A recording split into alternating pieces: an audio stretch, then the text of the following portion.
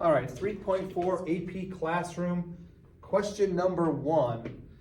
So this is a pretty nasty problem which doesn't look that terrible at first. You see the derivative of the inverse of secant, which we know that's just going to be this formula over here. We have it from the charts memorization, but then you look at your answers and none of these look anything close to that. So you would ask yourself, why would they do that? Who knows? Maybe just to show that they could, and we can evaluate this another way, see if we can get an equivalent expression.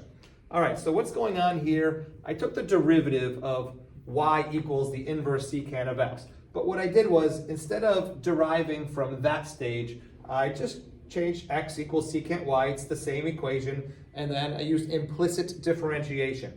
Derivative of x is 1. Derivative of secant y with respect to x is going to be secant y tangent y dy dx. Don't forget the implicit differentiation component. And then solving for dy dx, I get 1 over secant y tan y. All right, that's still not great. I'm not really seeing anything that matches up. So now, one of the things I like to say is math is nothing more than substitution here. Secant y, well, x equals secant y right here. So my dy dx can equal 1 over x times the tangent of y. Now what I'm really trying to do is get rid of all my y's. I don't have any y's over here. So tangent of y, what does that even mean in this context? Well, let's come back to this x equals secant y over here.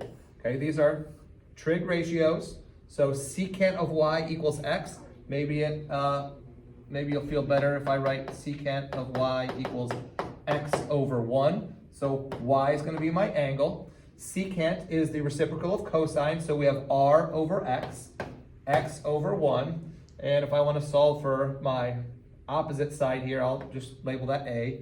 1 squared plus a squared equals x squared. That a squared is going to be x squared minus 1. So a will be the square root of x squared minus 1. All right, so how does that help us? And this is now going to be my x squared. Oh, no. This side up here will be x squared minus 1. So now, well, what's the tangent of y? The tangent of y is my opposite over adjacent, which is just going to be the square root of x squared minus 1. So now, if I substitute that in for my tangent y, dy dx equals 1 over x times the square root of x squared minus 1.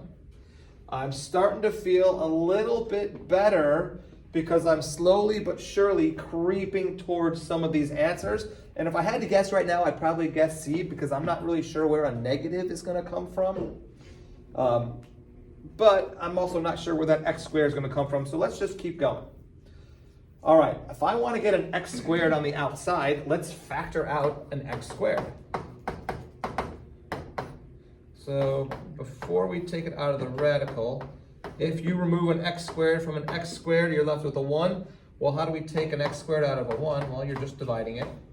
All right, what's the square root of x squared? That's going to be x.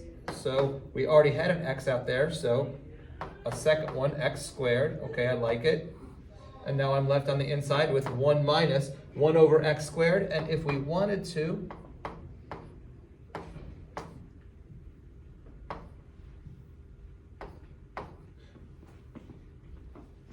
we could write 1 over x squared as the quantity 1 over x to the second power. And now that right there, if we bring back our answers,